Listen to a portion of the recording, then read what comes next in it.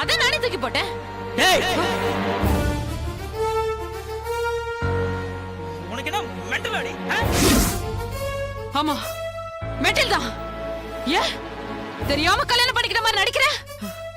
இப்படி ஒரு அழகான பொண்டாட்டிய வச்சுக்கிட்டு குடி குடின்னு மூக்க பிடிக்க குடிச்சிட்டு வர நீதான மெண்டல். மெண்டல் நாயே, மெண்டல் குடிக்கிறா.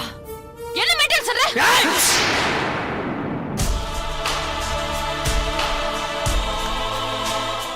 அப்போ நான்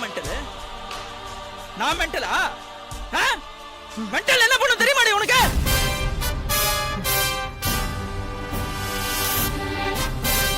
இப்படி கத்தி எடுத்து ஒரே குத்து குத்திட்டு போயிட்டே இருப்பேன். குத்துடுமா? பார், மரியாதையா சொல்றேன், போட்டோ அங்க மாட்டிடு, இல்ல மவளை உனக்கு கொன்னுடுவேன்.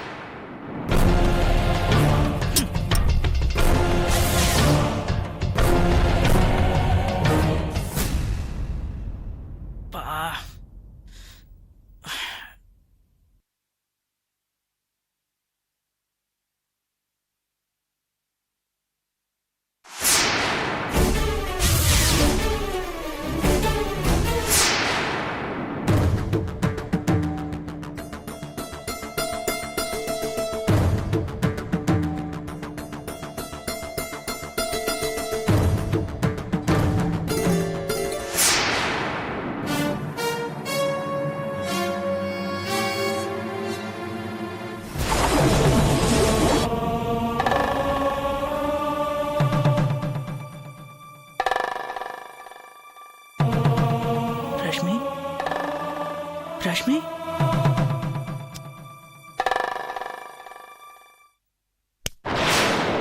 ரஷ்மி,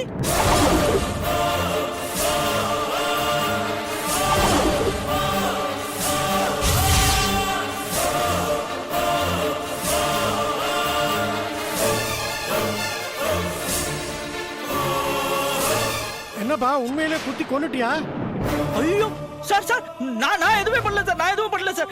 அத விடுப்பா. தினம் தினம் இப்படி டார்ச்சர் அனுபவிக்கிறதுக்கு கொலை பண்ணிட்டு ஜெயிலுக்கு போனா கூட பரவாயில்ல சார். நான் எதுவுமே பண்ணல சார். நான் இப்பதான் மேல போலீஸ்க்கு இன்ஃபார்ம் பண்ணியா?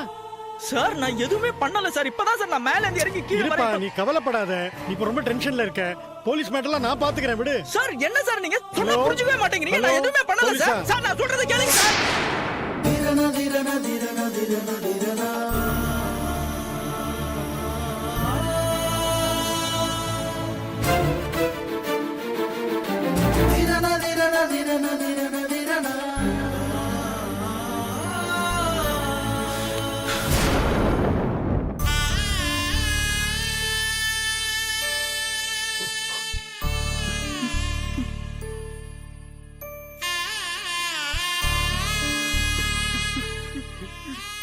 சார் ரொம்ப பலமா போராடி இருக்காங்க.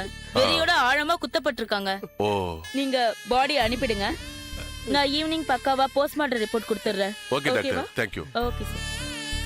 சார் சொல்லுங்க, நீங்க யாரு? உங்களுக்கு இந்த ஃபேமிலிக்கு என்ன சம்பந்தம்? சார் நான் பக்கத்து வீட்ல இருக்கேன். இவங்க எனக்கு ரொம்ப நாளா தெரியும். அப்படியா? அந்த பொண்ணு ரொம்ப டார்ச்சர் பிடிச்ச பொண்ணு சார். தினம் இவங்க கூட சண்டை போடுவா சார். அது சரி. இந்த பையன் ரொம்ப நல்ல பையன் சார். அவன் நல்லது கெட்டது எல்லாத்தையும் என்கிட்ட ஷேர் பண்ணிப்பான். என்னதான் நல்லவனா இருந்தாலும் பொண்டாட்டிக்கிட்ட தினம் தினம் டார்ச்சர் அனுபவிக்கும் போது மிருகமா மாறுறது இயல்பு தானே சார். என்னதான் வெளிப்பார்வைக்கு குற்றவாளியா தெரிஞ்சாலும் அந்த பொண்ணு பண்ண கொடுமைக்கு வேற யாரா இருந்தாலும் இவனை மாதிரி கத்தியால தான் சார் குத்தி கொண்டு இருப்பாங்க. இவன் ஒரு நாள் கூட அந்த பொண்ணு கிட்ட நிம்மதியாவே வாழ்ந்தது இல்லை சார். நானே ஒரு சந்தர்ப்பத்துல இவன் கிட்ட இந்த மாதிரி பொண்டாட்டியோட வாழறதை விட கொலை பண்ணிட்டு ஜெயிலுக்கு போறதே மேல்னு சொல்லியிருக்கேன் சார். அப்படின்னா உங்க இன்ஸ்ட்ரக்ஷன் படி தான் அவன் கொலை பண்ணானா? நான் ஒன்னும் மோட்டிவேட் பண்ணல சார், சும்மா ஒரு பேச்சுக்கு சொன்னேன். ஆனா அவன் உண்மையிலேயே கொலை பண்ணிட்டான். அவன் கொலை பண்ணதை நீங்க ஆமா பாத்தீங்களா? சார், கண்ணால பார்த்தேன்.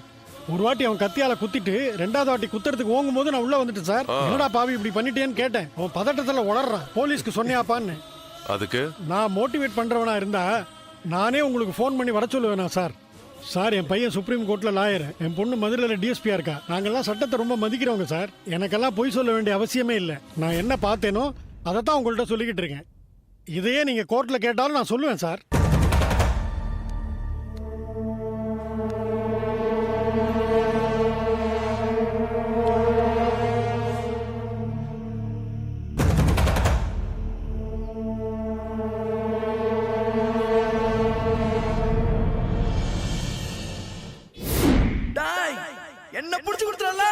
நான் பாம்பு மாதிரியா பகை வச்சுட்டேன்டா உன் மேல விட மாட்டேன் நானு என்னைக்காவது ஒரு நாள் தூக்குறேன்டா உன்னை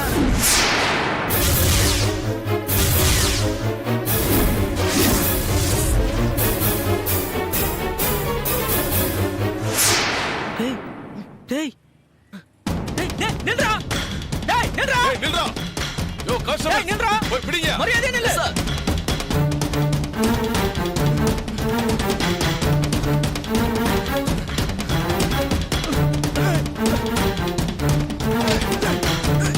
நில்றா டேய் நில்றா நில்றா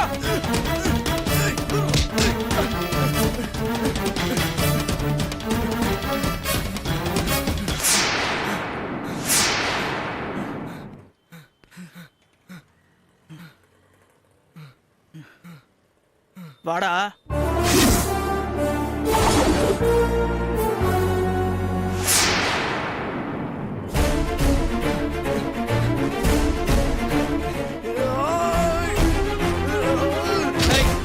எங்கடா ஓடுற டேய் அடிச்ச நீதானடா கொன்ன மகனே என்ன ஜெயிலுக்கு அனுப்புனல உன்னை போட்டு தள்ளனடா வந்தேன் உன் பொண்டாடி பாத்துறா கத்தறதுக்கு பார்த்தா ஒரே சருகு மகனை இனிமே காலம் ஃபுல்லா உனக்கு ஜெயில கழிதாண்டி டேய் டேய் டேய் டேய் மரியாதை ஸ்டேஷன்ல வந்து உண்மையை சொல்லிடுறா மாட்டேனே உன்னை விட மாட்டேடா டேய் டேய் டேய் டேய் டேய் என்னடா ஆச்சு என்னடா ஆச்சு டேய் டேய் டேய் உண்மையை வந்து ஸ்டேஷன்ல சொல்லிடுறா டேய் டேய் எந்திரடா டேய் எந்திரடா டேய் டேய் டேய் டேய்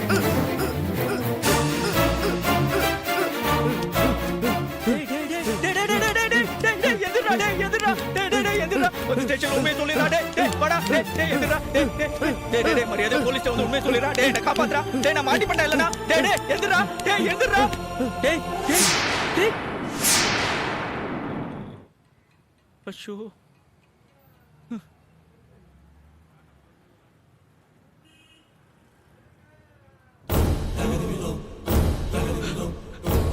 சார் சார் இங்க நிக்கிறேன் சார் எங்கேயா போன நீ ஹலோ சார் சார் வாங்க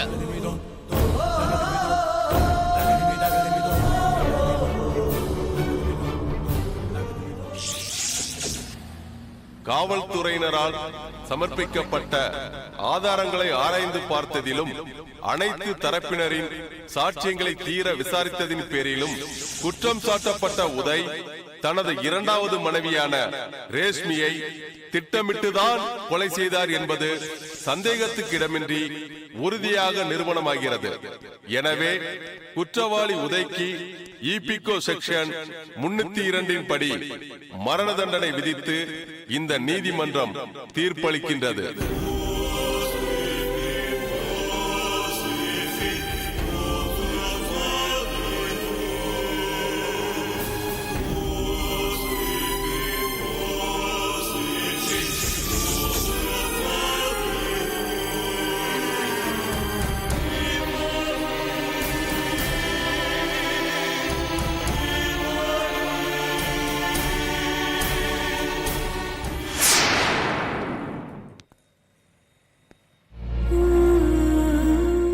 என்னங்க